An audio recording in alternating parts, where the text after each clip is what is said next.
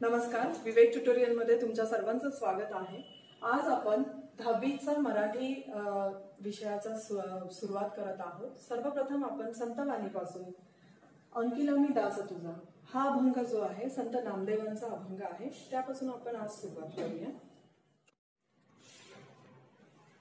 संत नामदेव हे वारकरी संप्रदायातले थोर संत कवी असून त्यांची भाषा ही सरळ सोपी आणि कवितेत अभंगातला भाव जो आहे तो उत्कट आहे। उत्कट म्हणजे काय की एकदम आतून हृदयापासून बोललेला आहे।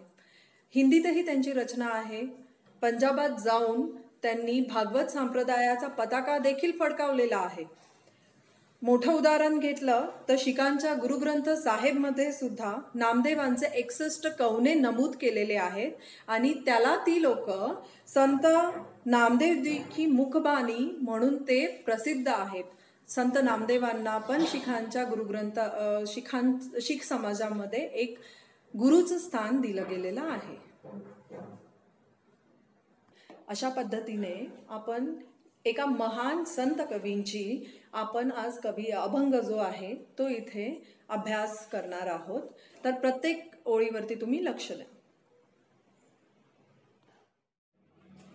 आता आपण कवितेच्या शीर्षकापासून सुरुवात करूया। अंकिला मी दास तुझा। संत नामदेव या शीर्षकामधूनच संत नामदेवांना काय म्हणायचंय ते प्रत्यक्षात स्पष्ट होतंय। याचा अर्थ असा आहे, अंकिला म्हणजे शरण झाली। आता इथे संत नामदेव हे भागवत संप्रदायाचे संत होते। महाराष्ट्रातले बहुतेक संत हे भागवत संप्रदायातले संत होते आणि त्यांचं आराध्य दैवत हे प्रभू विठ्ठल आणि रुक्माई होते।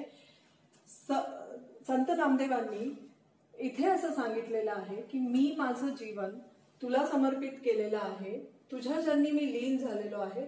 तर जे कार्य मी माझ्या हाती घेतलेलं आहे तर ते कार्य सिद्धीस जाण्यासाठी तू माझं एखाद्या बाळाप्रमाणे, एक माता जशी बाळावरती एक आई आणि बाळाचं जसं नातं असतं प्रेमाचं, तसं ते त्यांनी इथे बहुतेक उदाहरणातून त्यांनी इथे काय केलेलं आहे ते त्यांच्या अभंगाद्वारे त्यांनी स्पष्ट केलेलं आहे। अभी मैं हिंदी में भी बताती हूँ। अंकिला मी दास तुझा, ये जो शीर्षक है, टाइटल है, इसमें संत नामदेव जी ये कहना चाहते हैं। संत नामदेव ये भागवत संप्रदाय मतलब क्या कि वो सारे संत जो थे महाराष्ट्र के वो प्रभु विठ्ठल और रुक्माई उनके लिए वो मेन दैवत थे, आराध्य थे उनका।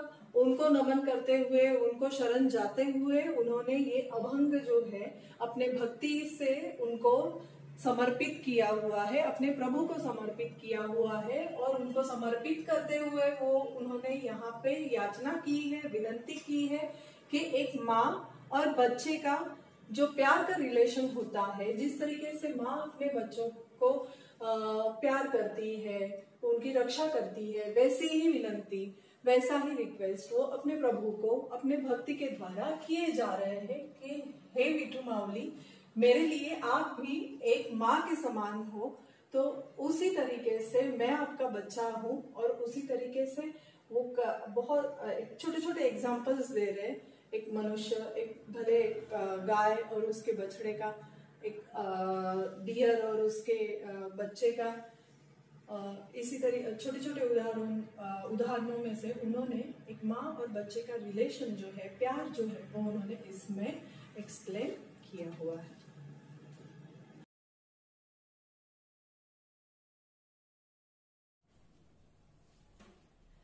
आता अभंगाला आपण सुरुवात करूया। अग्नी माझी पडे बाळू, माता धावे कनवाळू। अग्नी माझी म्हणजे काय? अग्नी माझी म्हणजे अग्नीमध्ये, माझी म्हणजे काय? मध्ये, पडे म्हणजे पडणे, बाळू म्हणजे काय? बाळ, बेबी। माता धावे कनवाळू, कनवाळू म्हणजे काय? दयाळू, कनवाळू म्हणजे काय? दयाळू।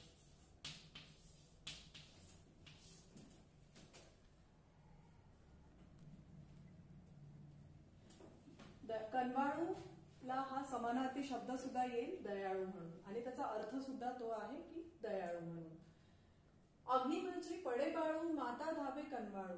इथे संत नामदेव काय सांगतायत की एखादं बाळ, तुम्ही इमॅजिन करा की एखादं बाळ, एखादी आई जेवण करते आहे. पहिल्याच्या जमान्यामध्ये आपल्याकडे बायका काय करायच्या की चुलीवरती जेवण करायच्या आणि लहान मुलं बाजूला खेळत असायची.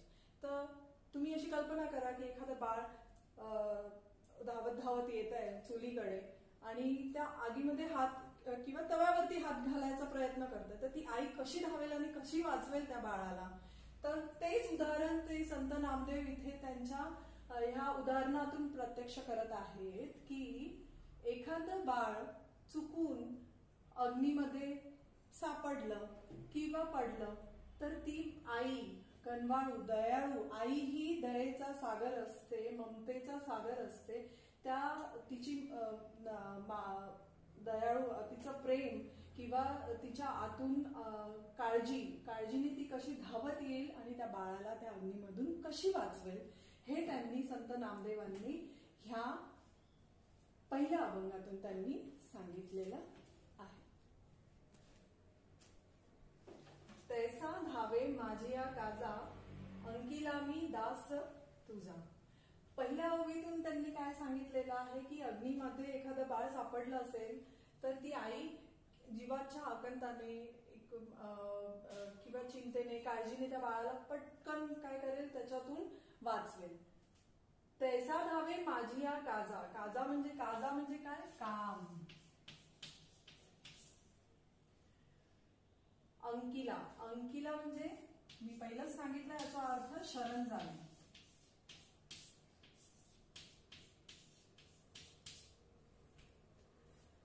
दास.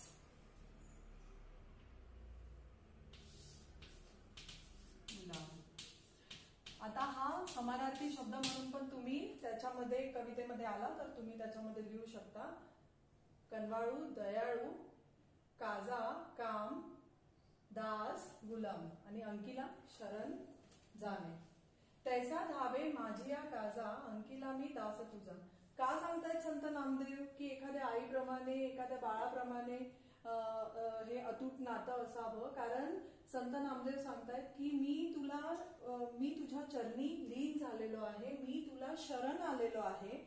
जे काम मी माझ्या हाती घेतलेलं आहे तैसा धावे म्हणजे तसं धाव तू माझ्यासाठी. कारण मी काय घेतलेलं आहे माझी या काजा म्हणजे मी माझ्या हातात जे काम घेतलेलं आहे, मी माझ्या हातात जे कार्य घेतलेलं आहे, जेही लोकांपर्यंत भक्ती पोहोचवण्याचं किंवा समाजकार्याचं जेही काय काम त्यांनी त्यांच्या हाती घेतलेलं आहे ते कोणाला समर्पित केलेलं आहे. त्यांनी त्यांची पूर्ण भक्ती विठू माऊलीला, म्हणून ते विठू माऊलीलाच विनंती करत आहे की मी तुला शरण आलेलो आहे, मी तुझा दास झालेला आहे, मी तुझ्या चरणी लीन झालेलो आहे. तर म्हणून माझी विनंती आहे हे प्रभुराया की तू एखाद्या आईप्रमाणे तुझ्या बाळाचं रक्षण कर. अभी जो मैंने मराठी में समझाया वही मैं अभी हिंदी में आपको समझाने जा रही हूँ. प्लीज ध्यान दीजिएगा. देखो, संत नामदेव जी ने यहाँ पे विट्ठल जी को क्या माना है? आई माना है, माँ के जैसे माना है और वो खुद को एक बालक के जैसे यहाँ पे समझ रहे हैं. और इसीलिए ये अभंग में, पूरे अभंग में उन्होंने उनसे विनंती की हुई है. अलग अलग दृष्टांतों से उन्होंने कहीं एक माँ और बच्चे का रिलेशन लिया है, तो कहीं एक गाय और बछड़े का लिया है. तो सबसे पहले हम लोग माँ और बच्चे का जो उन्होंने एक उदाहरण वहाँ पे दिया हुआ है, एक दृष्टांत से प्रत्यक्ष उन्होंने एक उदाहरण किया हुआ है, उसमें से एक माँ और बच्चे का जो अटूट नाता होता है वो उन्होंने इसमें बताते हुए वो कह रहे हैं कि अगर एक बच्चा, कल्पना करो कि कोई बच्चा अगर आग की चपेट में आ रहा है या कोई भी, और वो माँ देख रही है, तो वो किस तरीके से उसको बचाने के लिए, उसकी रक्षा करने के लिए वो भाग के जाएगी और वो बच्चे को आग से हानि भी नहीं होने देगी और उसके पहले ही वो उसकी क्या करेगी? रक्षा करेगी. क्यों करेगी? क्योंकि माँ और बच्चे का रिलेशन जो रहता है, माँ और बच्चे का नाता ही जो रहता है वो कैसे रहता है? ममता से भरा रहता है. वो अपने बच्चे पे कभी भी कोई भी आँच आने नहीं देती है. और ये सब वो क्यों चाहते हैं कि प्रभु उनका इस तरीके से रक्षण करे? क्योंकि वो चाहते हैं, क्योंकि इसलिए वो चाहते हैं। उन्होंने, संत नामदेव जी ने अपना भक्ति मार्ग का जो कार्य अपने हाथ में लिया है, लोगों तक एक सही पंथ, सही मार्ग लोगों तक पहुंचाने का जो उन्होंने कार्य हाथ में लिया है, इसीलिए वो कहते हैं कि हे प्रभु, मैंने आपको पूरा समर्पित करते हुए शरण आया हूँ मैं आपके चरणों में, इसीलिए आप मेरी, इसीलिए वो विठल जी से विनंती कर रहे हैं कि मैं आपके शरण आ चुका हूँ, मैं आपके चरणों में लीन हो चुका हूँ, मेरा जीवन आपको मैं समर्पित कर चुका हूँ। तो जो मैंने कार्य अपने हाथ में लिया है वो सिद्धि जाने तक आप मेरी हमेशा क्या करो, एक माँ और बच्चे के अटूट नाते के जैसा मैं भी आपका बालक हूँ, उसी तरीके से आप मेरा रक्षण करो। आपण येऊया तिसऱ्या ओळीकडे. सवेंची झेपावे पक्षीनी पिली पडताची धरली. पहिल्या उदाहरणामध्ये त्यांनी मानवी रूपातलं आई आणि बाळाचं उदाहरण जे त्यांनी दिलेलं आहे, इथे आता एक पक्षी आणि तिची पिलं त्यांचं उदाहरण त्यांनी इथे दिलेलं आहे. सवेंची, सवेंची म्हणजे काय? लगेच.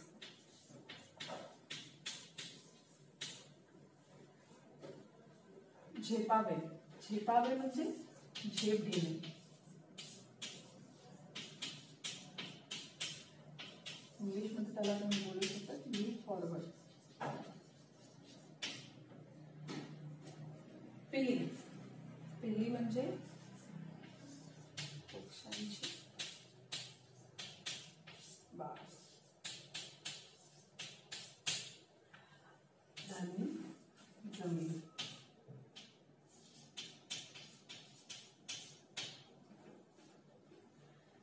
सवेंची झेपावे पक्षीनी पिली पडताची धरणी. सवेंची म्हणजे लगेच, झेपावे म्हणजे झेप घेणे, पक्षी. आता इथे संत नामदेव काय सांगतायत की तुम्ही कल्पना करा की एखादी पक्षी जी आहे, तिने समजा नवीन तिची नवजात तिचे बाळ आहे घरट्यामध्ये, आणि तिने बघते की ते एखादं बाळ त्यातलं समजा त्या घरट्यातून अकस्मात खाली पडत असेल, तर ती पक्षी जीवाच्या आकांताने काय करेल की त्या आपल्या बाळाला खाली न लागू देता ती काय करेल, त्याला वाचवण्याचा कसा प्रयत्न करेल, हे त्यांनी संत नामदेवांनी ह्या ओवीतून एकदम उत्कटपणे दर्शवलेलं आहे. अभी आते हैं तीसरी ओवी के ओर.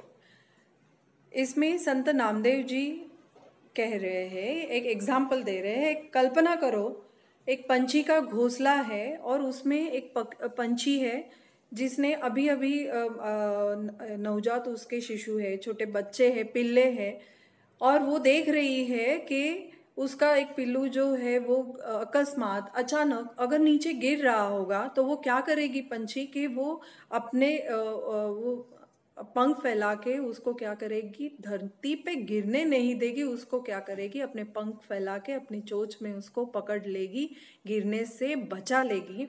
इसी तरीके से संत नामदेव जी कहते हैं कि हे प्रभु, मेरा भी ऐसे ही माता के जैसे आप मेरा क्या करो, रक्षण करो. आता येऊया आपण चौथ्या ओळीकडे. भुकेले वत्सरावे धेनू हंबरत धावे. भुकेले म्हणजे भूक लागली.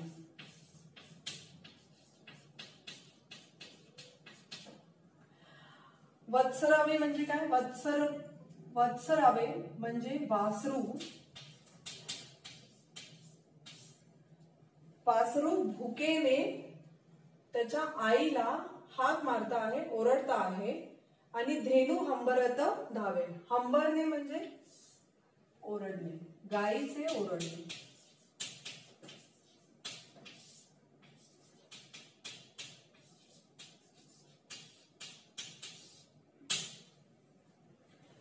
भुकेले वत्सरावे, जसं एखादं बाळ. इथे संत नामदेवजी असं सांगतात की कल्पना करा की एखाद्या वासराला भूक लागली आहे, तर त्याच्या आवाजाने ते जसं कनवाळतं आहे किंवा ज्या आवाजामध्ये त्याच्या आईला बोलवत आहे तर ती धेनू काय करते?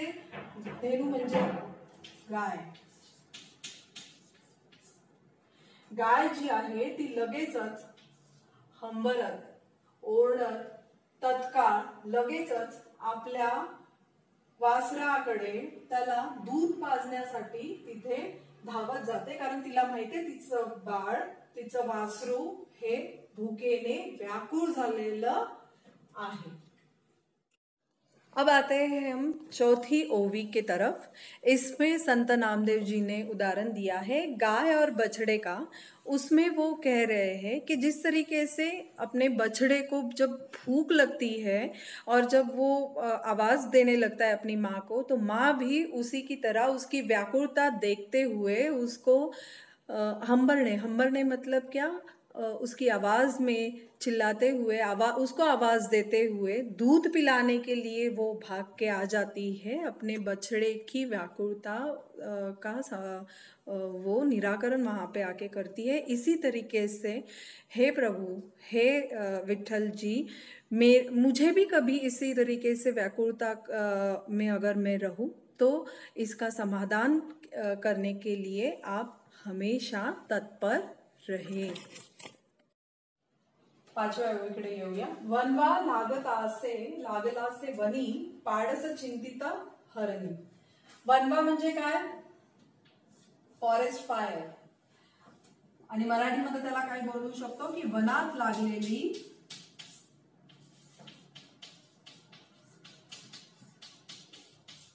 आग. वनवा म्हणजे फॉरेस्ट फायर आणि मराठीमध्ये त्याला काय बोलू शकतो? वनात लागलेली आग. लागला से वनी, पाडस चिंतित हरणी. वनी म्हणजे काय? रान. समानार्थी शब्द तुम्ही लिहू शकता, वन आणि रान. पाडस आणि हरणी. हरणीच्या बाळाला काय बोललं जातं? पाडस. त्याला इंग्लिश मध्ये तुम्ही काफ बोलू शकता आणि हरणी म्हणजे डिअर. वनवा लागला असे वनी, पाडस चिंतित हरणी. इथे संत नामदेवजी अशी कल्पना करत आहेत की रानामध्ये, एवढा मोठा रानामध्ये जेव्हा वनवा एवढा भीषण पद्धतीने ज्या पद्धतीने लागतो, समजा कल्पना करा की एखादी हरणी आहे तिथे, एक आई आहे, एक आई म्हणून एक हरिण तिथे आहे आणि ती चिंतित म्हणजे काय? चिंता करणे. चिंता करणे. To be worried.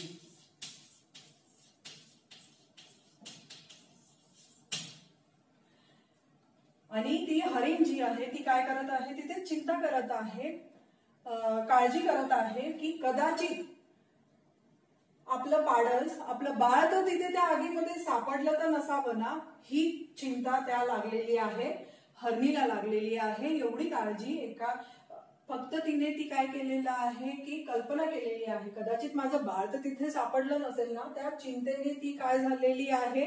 व्याकुळ झालेली आहे. अब आते हैं फिफ्थ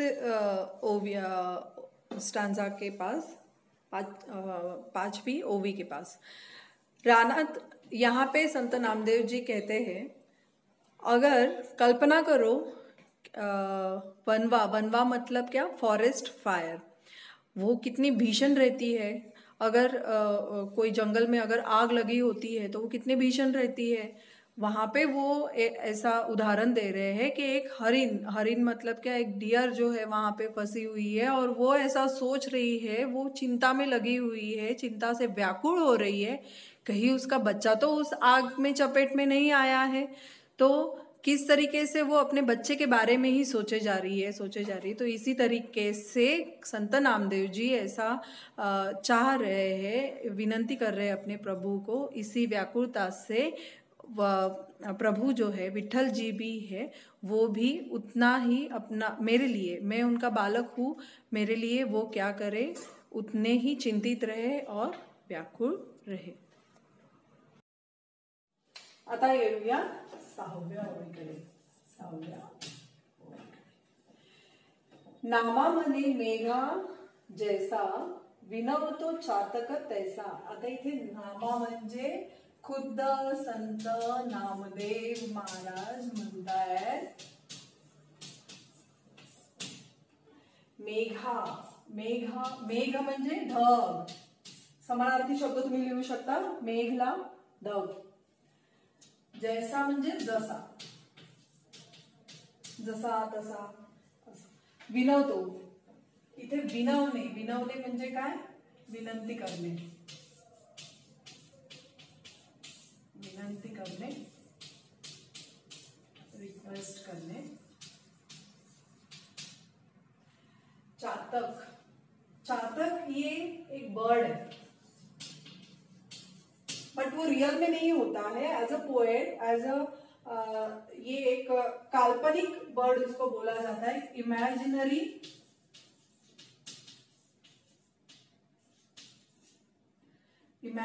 बर्ड, इमेजिनरी पक्षी, पक्षी त्याला बोललं जातं, एक काल्पनिक पक्षी आहे कवी लोकांसाठी किंवा एक लेखक वगैरे अशा लोकांसाठी एक तो काल्पनिक पक्षी आहे। चातक पक्षाचं वैशिष्ट्य असं आहे की चातक पक्षी हा फक्त आणि फक्त पावसाच्या पहिल्या वर्षावावरती किंवा पहिल्या त्याच्या थेंबांवरतीच स्वतःचा उदरनिर्वाह, जीवन तो काय करत असतो, व्यतीत करत असतो, तो दुसरं कोणतंही अन्न वगैरे काही घेत नाही, फक्त तो पावसाच्या पहिल्या थेंबांकडे काय करत बसलेला असतो, त्याच पद्धती झाडावरती व्याकुळ होऊन चोच उघडी ठेवून ढगाकडे चोच उघडी ठेवून तो बसलेला असतो की कधी एकदा ते काय होत आहे, ढग बरसतायत आणि ते थेंब, पाण्याचे थेंब त्याच्या तोंडामध्ये पडतात आणि तेच त्याचं अन्न असतं।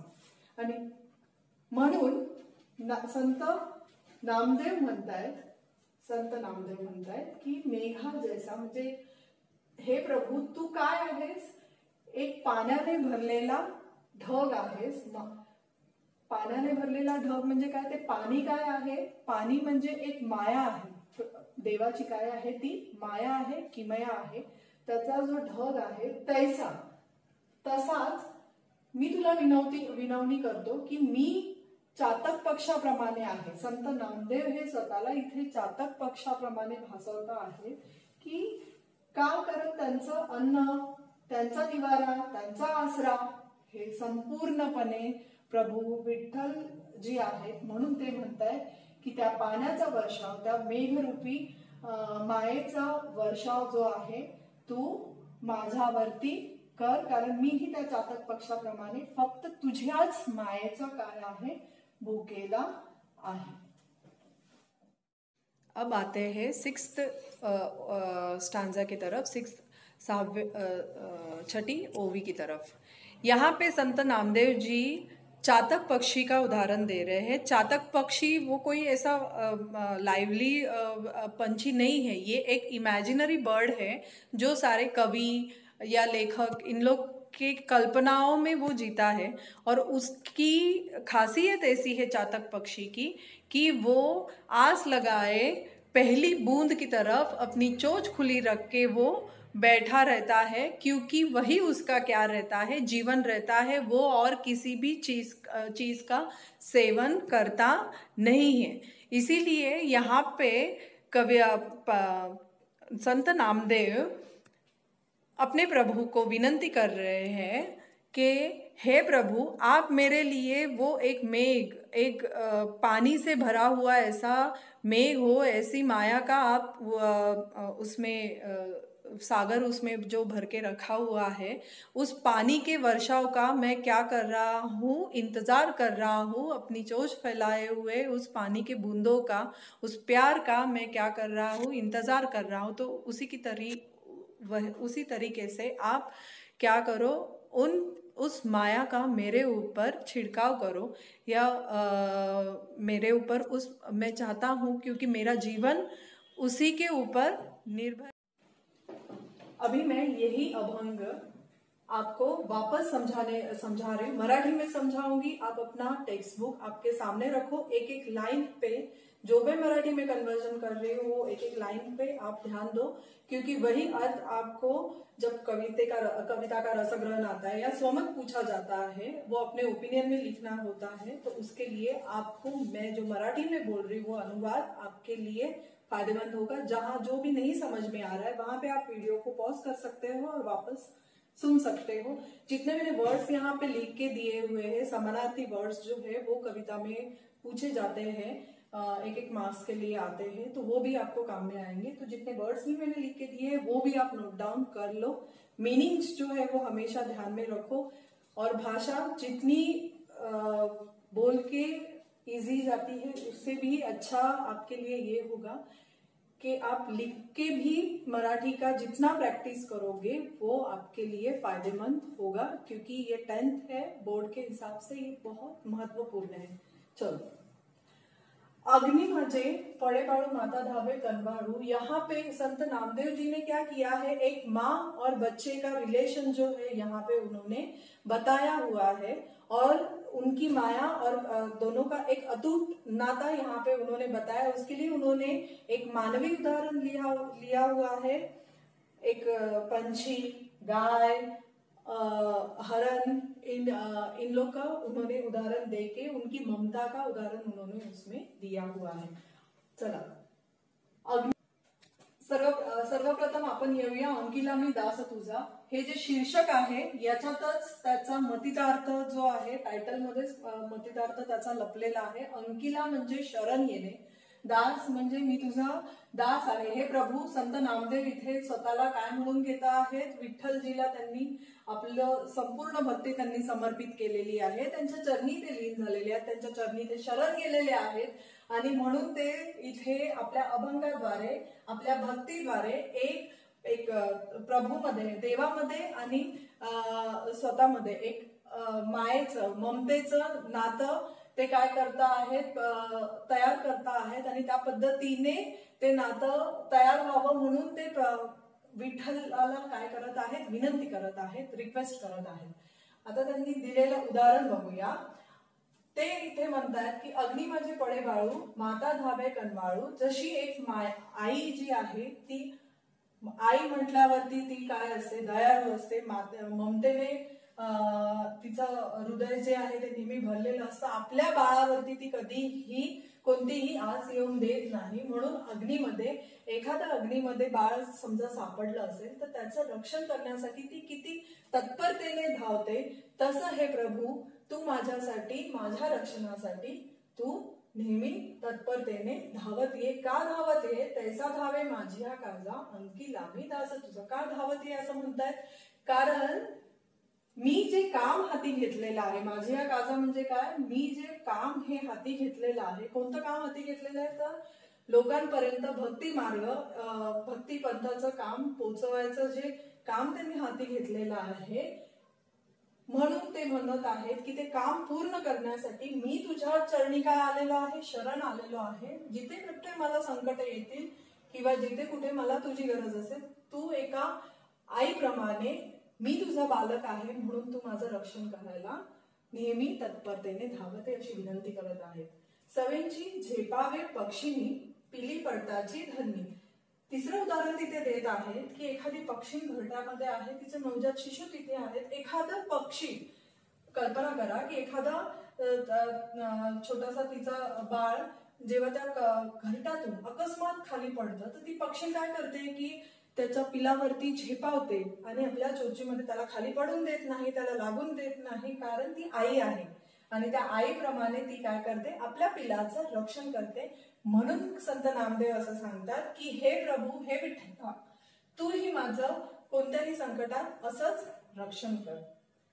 चौथ्या उदाहरणात ते सांगता आहेत की भुकेली वत्सरावे धेनू हंबरत धावे। इथे एका गाईचं आणि पाडसाचं उदाहरण त्यांनी दिलेलं आहे, सुंदर उदाहरण दिलेलं आहे। इथे ते सांगतात की धेनू, गाय, वासरू भुकेने जेव्हा व्याकुळ होतं आणि त्याच्या आईला बोलवतं, तेव्हा जशी आई आवाज देत, हंबरणे म्हणजे काय, त्याला आवाज देत त्याच्याकडे धावत जाते, त्याला दूध पाजण्यासाठी, त्याची व्याकुळता क्षमवण्यासाठी हे प्रभू त्याच पद्धतीने जेव्हा केव्हा मी असं व्याकुळ होईल तेव्हा तेव्हा तू माझी व्याकुळता दूर करण्यासाठी, समाधान करण्यासाठी तू नेहमी एखाद्या मातेप्रमाणे तत्पर राहा. 5वं उदाहरण इथे त्यांनी दिलेलं आहे. वनवा लागलासे वनी पाडस चिंतिता हरणी. वनवा म्हणजे काय? Forest fire. हे तुम्हाला मी आधी सांगितलं. वनात लागलेली भीषण आग. वनवा म्हणजे काय? एक रानामध्ये, जंगलामध्ये लागलेली एक मोठी आग असते, त्याला वनवा म्हटलं जातं. आणि इथे त्यांनी उदाहरण दिलेलं आहे एका हरणीचं. हरिण जी आहे फक्त चिंता करत बसलेली आहे त्या वनव्याला बघून. कदाचित माझं बाळ तर तिथे सापडलं नसेल ना, त्या आगीत सापडलं नसेल ना, तर त्या चिंतेने ती व्याकुळ होत चाललेली आहे. अशाच पद्धतीने संत नामदेव असं सांगतायत की हे प्रभू तू ही माझं कधी मला अशी माझ्यासारखी एका आईप्रमाणे माझ्या कार्यामध्ये तू ही माझी चिंता अशाच पद्धतीने व्याकुळ माझ्यासाठी तू राहा. 6वं उदाहरण त्यांनी इथे सांगितलेलं आहे. नामा म्हणे मेघा जैसा विनवतो चातक तैसा. आता नामा म्हणजे स्वतः खुद्द संत नामदेव असं सांगतायत की हे प्रभू तू मेघासारखा, म्हणजे तुझी जे प्रेम आहे ते एखाद्या मेघ म्हणजे काय? ढग. पाण्याने भरलेल्या ढगासारखं काय आहे? तुझं प्रेम आहे. आता तो पाण्याने भरलेला ढग म्हणजे काय? त्याच्या मायेचा सागर किंवा त्याच्या मायेचा वर्षाव. ते काय सांगतायत? एका चातक पक्षाप्रमाणे. चातक पक्षी हे कोणासाठी त्यांनी उदाहरण दिलेलं आहे? हे स्वतः नामदेव म्हणतायत की मी स्वतः एक चातक पक्षाप्रमाणे, की त्याचं जीवनच पावसाची पहिली थेंब असतं आणि तो एक पावसाळा गेल्याच्या नंतर दुसऱ्या पावसाळ्यासाठी त्या ढगांकडे चोच उघडी ठेवून बसलेला असतो की केव्हा ते थेंब त्याच्या चोचीमध्ये पडतात आणि त्याची क्षुधा शांत होते. तर त्याच पद्धतीने संत नामदेव असे म्हणतायत की ह्याच पद्धतीने त्या मायेचा वर्षाव जसा चातकावरती त्या ढगांच्या पहिल्या थेंबांचा, पहिल्या पाण्याचा जसा वर्षाव होतो, तसाच माझ्या भक्तीसाठी तुझ्या प्रेमाचा वर्षाव ही माझ्यासाठी काय आहे? माझं जीवन आहे. तर तू त्या प्रेमाचा वर्षाव हा माझ्यावरती नेहमी एक मातेप्रमाणे, जसं एक आईचं आणि बाळाचं जे नातं आहे तसं अतूट राहू दे. आणि आई जशी आपल्या बाळावरती मायेचं पाखरण नेहमी बरसत असते, माया जशी बरसत असते, तशी तू माझ्यावरती माया जी आहे कायम बरसू राहू. अभी हमने पूरी कविता समझ ली है अच्छे से. प्रश्न और उत्तर के लिए आप नवनीत डाइजेस्ट का उपयोग कर सकते हैं, क्योंकि बोर्ड भी वही फॉलो करते हैं. अभी आते हैं कविता में क्या इम्पोर्टेंट रहता है. अभी नए पैटर्न के हिसाब से 4 मार्क के लिए आपको पुढील ओळींचे रसग्रहण करा ऐसा क्वेश्चन आता है, वो 4 मार्क्स के लिए रहता है. तो वो किस तरीके से किया जाता है, मैं वो आपको उसका पेज भी दिया हुआ है और मैं उसको एक्सप्लेन भी अभी कर रही हूँ.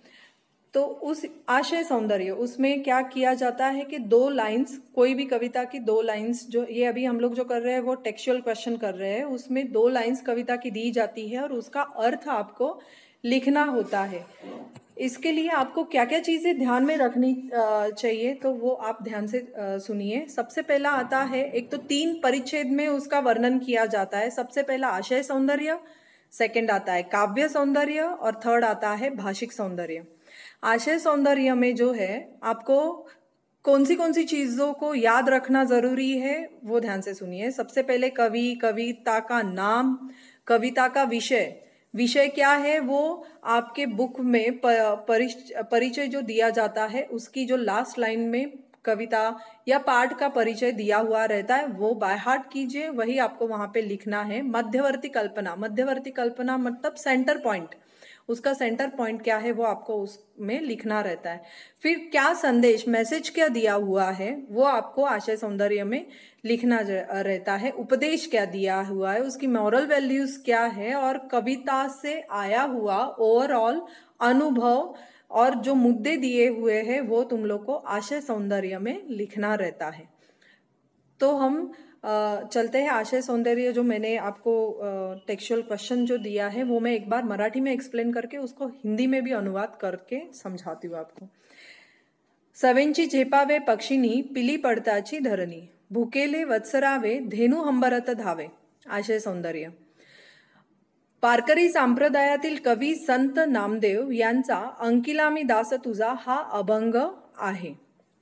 या अभंगात संत नामदेव यांनी श्री विठ्ठलाला आई असे संबोधून स्वतःचा प्रतिपाळ करण्याची विनवणी केलेली आहे। इसमें संत नामदेव ने श्री विठ्ठल को क्या एक माँ और बच्चे का, एक माता और एक माया का एक अटूट रिश्ता जो है वो उन्होंने इसमें बताया हुआ है, एक्सप्लेन किया हुआ है। और वो कैसा होना चाहिए इसके लिए वो क्या कर रहे हैं, बार बार विनवनी कर रहे हैं, विनंती कर रहे हैं, रिक्वेस्ट कर रहे हैं। आणि और क्या चाहते हैं वो प्रभु से, एक उसी छत्र छाया का अपने ऊपर हमेशा पाखरन असने मतलब क्या, मेरे ऊपर हमेशा उसी तरीके से माया का आपका आशीर्वाद हमेशा बना रहे, मायेची नित्य पाखरन देवाने आपल्यावर करावी, हा आशय या कवितेतून आर्त उदाहरणांनी व्यक्त होतो। सेकंड आता है आपका काव्य सौंदर्य। काव्य सौंदर्य में क्या होता है कि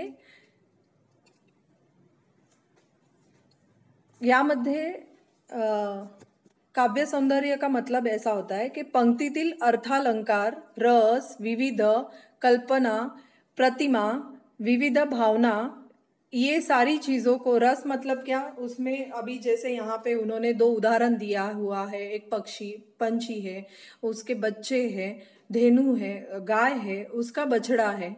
तो उसी तरीके से और उनकी जो भावना है उत्कट शब्दों में वत्सरावे, जैसे अभी यहाँ पे वासरू भी है और वो वत्सर ने मतलब क्या कि वो भूख से बिलबिला रहा है, तो उसके लिए वो शब्द उन्होंने अलंकारिक शब्द यहाँ पे दिया हुआ है वत्सरावे। तो उसी तरीके से अर्थालंकार, रस, विविध कल्पना, प्रतिमा, भावना, ये सारी चीजों का उल्लेख वो काव्य सौंदर्य में आना जरूरी है। फिर उसके बाद में कविता का जो अर्थ है वो भावार्थ बहुत सूक्ष्मता से आपको वहां पे लिखना है। अब आते हैं क्वेश्चन की तरफ। काव्य सौंदर्य, उसका मैं अर्थ आपको समझाती हूँ हिंदी और मराठी दोनों में। काव्य सौंदर्य देखो, प्रस्तुत दोन चरणांमध्ये पक्षिणी आणि गाय या दोन मातांचे दृष्टांत संत नामदेव यांनी दिले आहेत।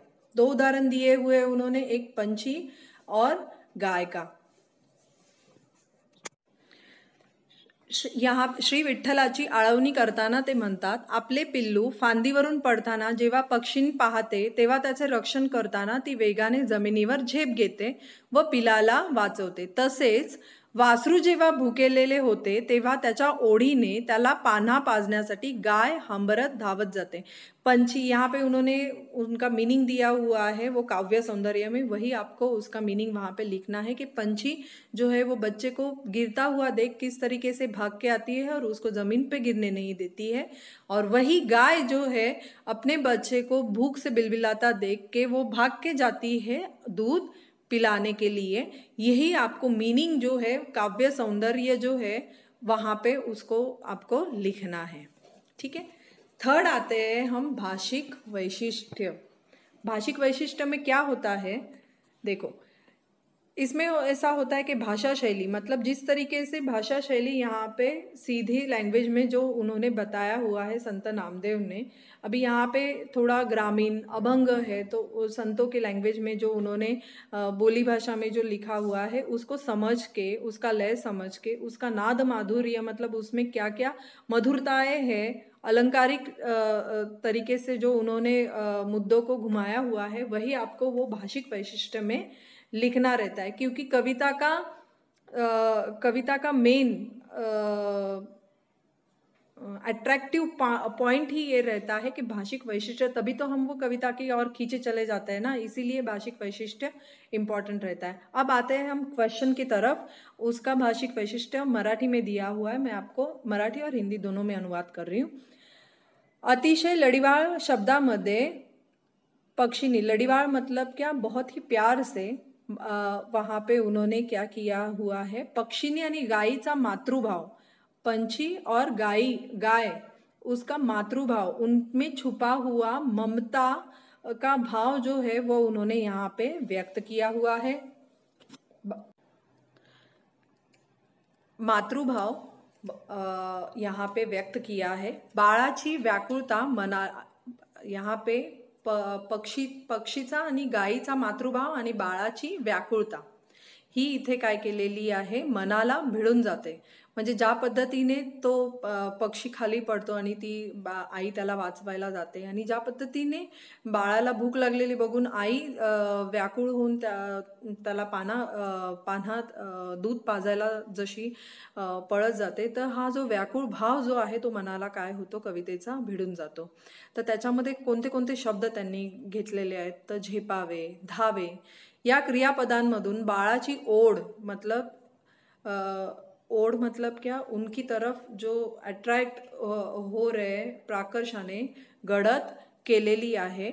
पक्षिणी व गाय यांच्या दृष्टांतातून संत नामदेवांनी प्राणी पक्षामधील मातृप्रेमाचे दाखले भावोत्कट शब्दात गुंफले आहेत।